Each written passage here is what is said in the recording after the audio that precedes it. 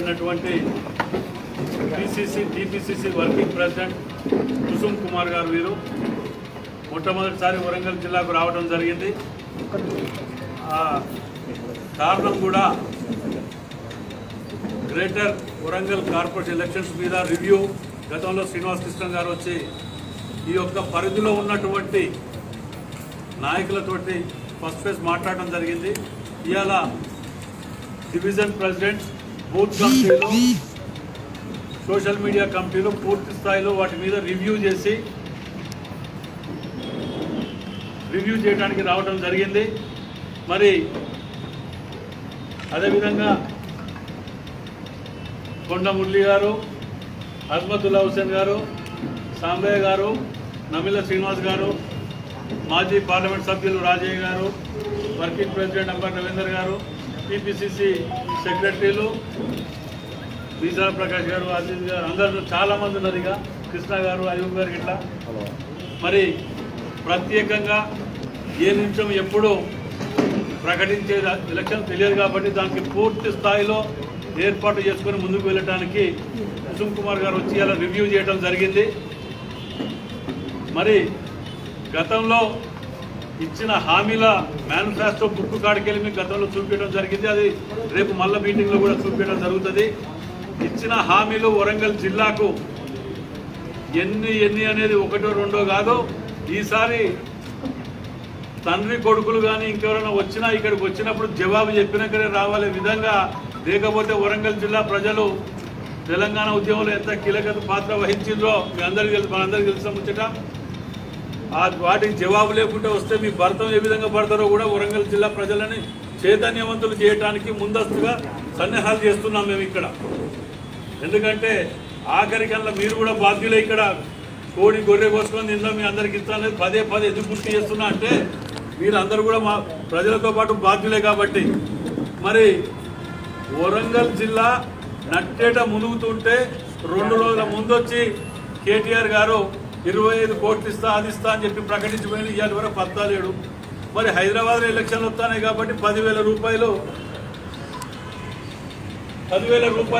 ఇచ్చింది. కానీ వరంగల్ ప్రజలకు కడుపు లేదు, పిల్లలు లేరా? టెక్స్టైల్ పార్క్ కాడికి వెళ్ళి మొదలు పెడితే రైల్వే వ్యాగన్ ఫ్యాక్టరీ దాకా మన ఈ 5 ఏళ్లలో కనీసం ప్రెస్ మీట్లో ఒక 100 సార్లు చెప్పొచ్చు మేము. ఇది మళ్ళా కూడా ఎందుకు చెప్తున్నామంటే రేపు రాబోయే ఎలక్షన్లప్పుడు ఏ ముఖం పెట్టుకొని ఓటు అడగడానికి వస్తారో ప్రజలు తప్పకుండా మీకు మన హైదరాబాద్ ఎలక్షన్లో కూడా చూసినా మనం ఏ విధంగా వాడాలలో తరిమిందో. కేవలం డబ్బు అధికార దుర్వినియోగంతో ఇక్కడ ఏదో చేయాలనే ఆలోచనతోటే తప్ప వీళ్ళకు నిజంగా ప్రజలకు వెళ్ళాలంటే మార్కెట్ యార్డ్ ఉన్నది. గన్మెన్ లేకుండా మార్కెట్ యార్డ్ బొమ్మనండి, ప్రజల్లోకి గన్మెన్ లేకుండా తిరగమనండి టీఆర్ఎస్ నాయకులని. బట్టలు కూడా తీసుకొడతారు మీరు ఇచ్చిన వాగ్దానాలకు.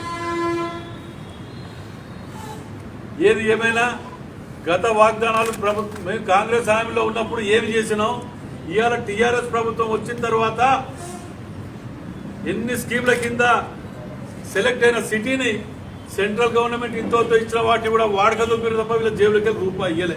ఆఖరికి హాస్పిటల్ కోవిడ్ టైమున హాస్పిటల్కు సెంట్రల్ గవర్నమెంట్ 120 కోట్లు 30 కోట్లు రాష్ట్ర ప్రభుత్వం. ఆ 30 కోట్ల కూడా 30 రూపాయలు ఇవ్వకుండా నేను 8 అడిగితే 12 ఇచ్చిండు, 12 అడిగితే 20 ఇచ్చిండు అనుకుంటా మాటలకు పరిమితమే తప్ప ఎక్కడ లేదు. మరి కేటీఆర్ గారు వచ్చినప్పుడు 25 కోట్లు అన్నారు. 25 కోట్లు ఎక్కడిచ్చింది తెప్పించినా కూడా శ్వేతపత్రం రిలీజ్ చేయండి.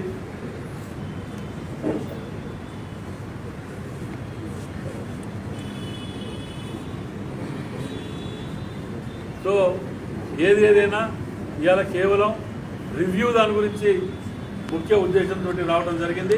మరి కుసుమ్ కుమార్ అన్న గారిని మిగతా కార్యక్రమాన్ని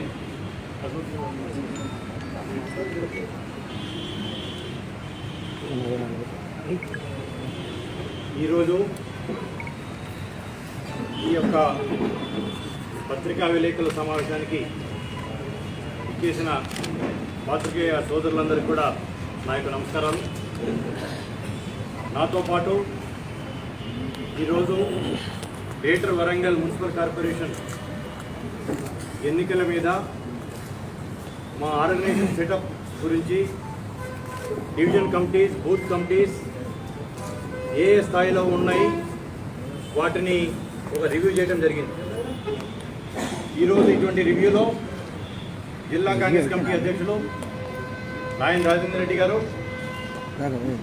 ఎమ్మెల్సీ కొండా మురళి గారు, ఎక్స్ఎమ్మెల్సీ కొండా మురళి గారు, ఈ యొక్క జిల్లాకి పిసిసిగా ఇన్ఛార్జిగా పనిచేస్తున్న పిసిసి ప్రధాన కార్యదర్శి అజ్మత్ గారు, మాజీ పార్లమెంట్ సభ్యులు రాజయ్య గారు, కంటెస్టెడ్ ఎంపీ సాంబయ్య గారు, వర్కింగ్ ప్రెసిడెంట్ రవీందర్ గారు, వీరందరూ కూడా ఇక్కడ నవిల్లా శ్రీనివాస్ జనరల్ సెక్రటరీ పిసిసి, వీరందరూ కూడా ఈ యొక్క రివ్యూ కమిటీలో రివ్యూ మీటింగ్లో పార్టిసిపేట్ చేయడం జరిగింది. కాంగ్రెస్ పార్టీ ఈ యొక్క టీఆర్ఎస్ ప్రభుత్వం ఏ క్షణాన పెట్టినా కానీ పూర్తి స్థాయిలో సన్నద్ధమై ఉన్నది అని నేను మీకు తెలియదలుచుకున్నాను. ప్రభుత్వ వ్యతిరేకత అనేది తీవ్రంగా ఉంది. వారి యొక్క ఎమ్మెల్యేలని కావచ్చు, వారి యొక్క కార్పొరేటర్స్ని కావచ్చు, డివిజన్స్ రానియకుండా ప్రజలు వారిని తరిమి కొట్టిన సందర్భాలు కూడా చాలా సందర్భాలు చూస్తూ ఉన్నాం. ఒకవైపు ఇచ్చిన హామీలన్నిటి కూడా బూటకపు హామీలు ఇచ్చి మేనిఫెస్టో అనేది ఏదైనా రాజకీయ పార్టీకి ఎలక్షన్ మేనిఫెస్టో అంటే ఒక ప్రమాణ పత్రం. మేము ఈ ఎలక్షన్లో మీరు మాకు ఓట్లేసి మమ్మల్ని అధికారంలోకి తీసుకొస్తే మేము ప్రమాణం చేసి ఈ పనులు చేస్తామని దాన్ని ఎలక్షన్ మేనిఫెస్టో. అటువంటి 2014 మేనిఫెస్టో కావచ్చు, 2018 అసెంబ్లీ ఎలక్షన్స్లో ఉన్న మేనిఫెస్టో కావచ్చు, లేక గ్రేటర్ వరంగల్ మున్సిపల్ కార్పొరేషన్లో ఉన్న మేనిఫెస్టో కావచ్చు, మేనిఫెస్టోలో ఉన్న పనులు ఏవి చేయకుండా ఏ అయితే పథకాలు వారి జేబులకి నిండుతాయో అటువంటి దాని మీద ఫోకస్ పెట్టడం జరిగింది. దురదృష్టవశాత్తు నిన్న ఇక్కడ వరంగల్ సంబంధించిన 2 రైతులు ఆత్మహత్య చేసుకుని ఉన్నారు. ఈ యొక్క కేంద్ర రాష్ట్ర ప్రభుత్వాల వ్యతిరేకంగా మేము సంతకాల సేకరణ కూడా చేయడం జరిగింది. రైతు సంతకాల సేకరణ తెలంగాణ నుంచి 12 లక్షల సంతకాలు సేకరించేసి మేము ఢిల్లీకి పంపడం జరిగింది.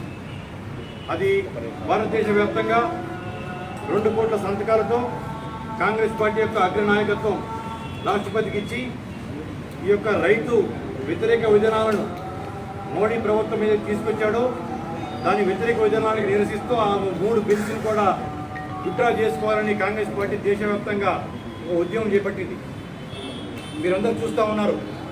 గత 4-5 రోజుల్లో చలికి కూడా లెక్క చేయకుండా ఢిల్లీలో అన్నదాతలు, రైతులు ఎంత తీవ్రమైన ఉద్యమం చేస్తున్నారని, ముఖ్యంగా కళ్ళబోలి కబుర్లు చెప్తున్నారు. ఈ యొక్క టీఆర్ఎస్, బీజేపీ, ఎంఐఎం ఈ 3 పార్టీలు కూడా ఉపతానులోని గుడ్డలు. అక్కడ ఢిల్లీలో దోస్తాన చేసుకుంటారు, గల్లీలో కొట్టాడుకుంటూ ఉంటారు. ఈ యొక్క పార్టీలని కాంగ్రెస్ పార్టీ వారి యొక్క విధానాలని తీవ్రంగా వ్యతిరేకించి ప్రజల్లో ఎక్స్పోజ్ చేయడం కూడా జరిగింది. రాష్ట్రపతి ఎలక్షన్స్లో కావచ్చు, ఉపరాష్ట్రపతి ఎలక్షన్లో కావచ్చు, జిఎస్టీ యొక్క బిల్లులకి అనుకూలంగా కావచ్చు, డిమానిటైజేషన్లో కావచ్చు, ప్రతి ఒక్క దాంట్లో కూడా ఈ యొక్క ముఖ్యమంత్రి కేంద్రానికి వత్తాస పలుకుతూ ఉన్నాడు. ఇప్పుడు సంవత్సరానికి 300 కోట్లు ఈ యొక్క వరంగల్ కార్పొరేషన్కి ఇస్తానని చెప్పేసి హామీ ఇవ్వడం జరిగింది ఈ కేసీఆర్ చేసి. ఇంత మట్టికి ఎన్ని కోట్లు ఇచ్చావయ్యా అని చెప్పి అడిగితే వాళ్ళ దగ్గర సమాధానం లేదు. దాని మీద ఒక శ్వేతపత్రం విడుదల చేయాలని చెప్పేసి మేము కాంగ్రెస్ పార్టీ తరఫున డిమాండ్ చేస్తూ ఉన్నాం. మీ జర్నలిస్టుల కాలనీ కూడా ఈడొచ్చి కూర్చొని మేము పూర్తి చేస్తాను అని చెప్పి చెప్పడం జరిగింది. ఇంత మటుకు ఏమైందో మీకే తెలుసు. ఇది ఒకటే కాకుండా వరంగల్ మొన్న వరదలు వచ్చినాయి. వరదలు వచ్చినప్పుడు వారి యొక్క మున్సిపల్ శాఖ మంత్రి, వారి యొక్క వర్కింగ్ ప్రెసిడెంట్ వచ్చేసి ఇక్కడ పర్యటన చేయడం జరిగింది. చేసి ఇచ్చిన హామీలు నారాలన్నింటినీ ఇచ్చేస్తాము, అక్రమాలను తొలగిస్తామని చెప్పేసి మాటలు మాట్లాడాడు. ఇంత మటుకు ఒక్కటి కూడా దాని మీద ఒక అడుగు కూడా ముందుకు పడిందా లేదా అనేది మీ అందరికీ తెలుసు. మేము ప్రశ్నిస్తూ ఉన్నాం కాంగ్రెస్ పార్టీ తరఫున ఆ యొక్క ప్రభుత్వాన్ని. అదే కాకుండా వరంగల్ కాజిపేట ప్రధాన రహదారి 150 ఫీట్లుగా దాన్ని విస్తరిస్తామని చెప్పడం జరిగింది. ఇంత మటుకి దాని యొక్క పనులు ఎందుకు ప్రారంభం కాలేదనేది కూడా మేము డిమాండ్ చేస్తూ ఉన్నాం. నగరంలో మంచినీటి కోసం అమృత్ పథకం కింద 550 కోట్లు కేటాయింపును మిషన్ భగీరథకి బదలాయించడంతో ఇంత మటుకి నగరంలో పైప్ లైన్ పనులు కూడా పూర్తి కాలేదు. అంటే నీకు మిషన్ భగీరథ మీద, మిషన్ కాకతీయ మీద ఎందుకంత ప్రేమ? ఈ యొక్క ఇప్పుడే చెప్తా ఉన్నారు మా యొక్క రవీందర్ గారు, 1971లో ఉన్న నగర మాస్టర్ ప్లాన్ తప్పించి ఇంత మట్టికి కూడా కొత్త మాస్టర్ ప్లాన్ ఇక్కడ ఎందుకు అమలు చేయడం కావట్లేదు?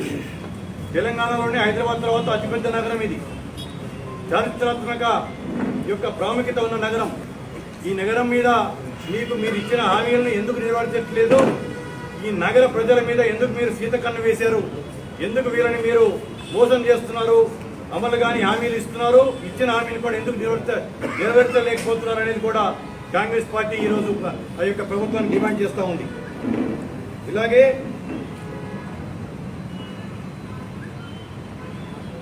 వరంగల్ నగరంలో వరదలతో మునిగితే ఒక్క నాలపై కూడా చర్యలు తీసుకోలేదు. 25 కోట్లు కేటాయించి చేతులు దులుపుకున్నారు.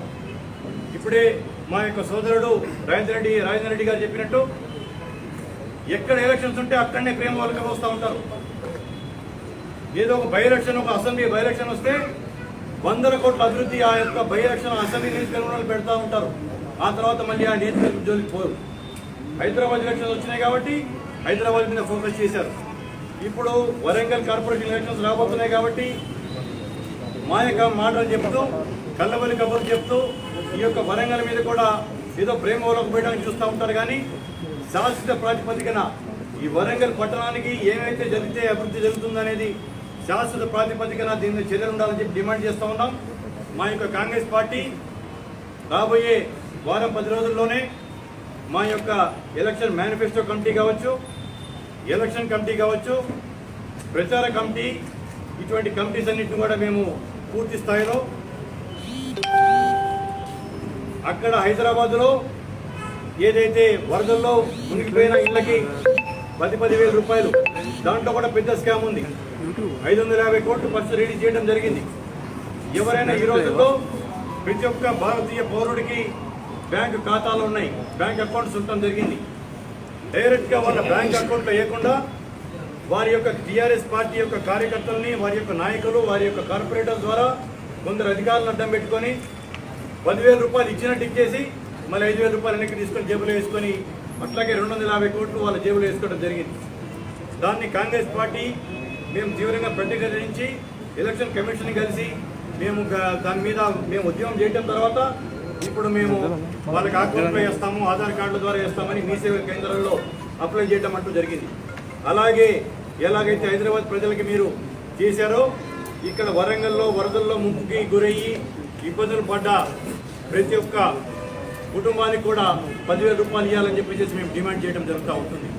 అలాగే ఏదైతే నష్టపోయారో, ఇల్లు ఏదైనా కూలిపోతే ఇంటికి 2 లక్షల రూపాయలు ఎట్లయితే హైదరాబాద్లో మేము డిమాండ్ చేశామో, మా యొక్క మేనిఫెస్టోలో పెట్టామో, ఇక్కడ కూడా మా యొక్క నాయకులందరితో కలిసి ఫర్దర్గా ఎటువంటి చేస్తే ఏమిదనేది కూడా మా యొక్క మేనిఫెస్టోలో రిమైనింగ్ డీటెయిల్గా పెట్టడం జరుగుతుంది. ఈ యొక్క ఎలక్షన్స్కి కాంగ్రెస్ పార్టీ పూర్తి స్థాయిలో సన్నద్ధమైంది అనేది మీ ద్వారా ఈరోజు తెలియజేసుకున్నాను.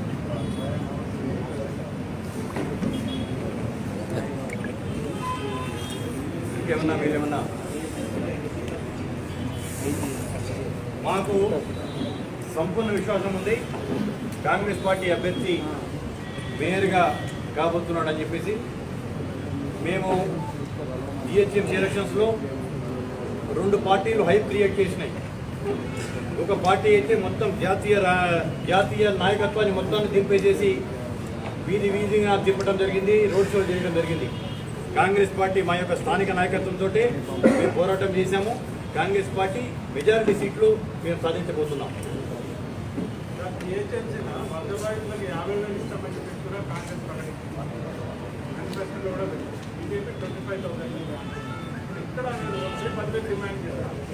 అంటే 10,000 ప్రభుత్వం ప్రకటించిన 10,000 తక్షణం ఇవ్వాలంటున్నాం. మా యొక్క మేనిఫెస్టోలో మేము మా నాయకులందరితో కూడా మేము చేసి ఒక కమిటీ చేసి అంటే మా యొక్క ఇక్కడ స్థానిక నాయకుల నుంచి ఇన్పుట్ తీసుకొని మేనిఫెస్టోలో మేము పెట్టడం జరుగుతుంది. ఎంత ఇక్కడ సాధ్యాసాధ్యాలు ఉన్నాయి, ఎంత పెడితే ప్రజలకి నిజంగా వాళ్ళ అవసరాలు తీరుతాయని చెప్పేసి స్థానిక నాయకత్వం ఇక్కడ ఉన్న నాయకులందరితో సంప్రదించిన తర్వాత మేనిఫెస్టో పెట్టడం జరుగుతుంది. ఎందుకంటే మేనిఫెస్టో మీద ఇంకా దాని మీద చర్చ జరగలేదు కాబట్టి ఇప్పుడే నేను మీకు దానికి సమాధానం చెప్పలేదు.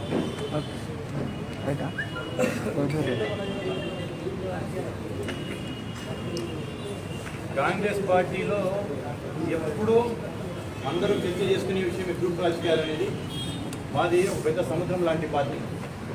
మీకు చరిత్రలో చెప్పాలనుకుంటే మహాత్మా గాంధీ గారికి, సుభాష్ చంద్రబోస్ గారికి కూడా అభిప్రాయ భేదాలంటూ రావడం జరిగింది.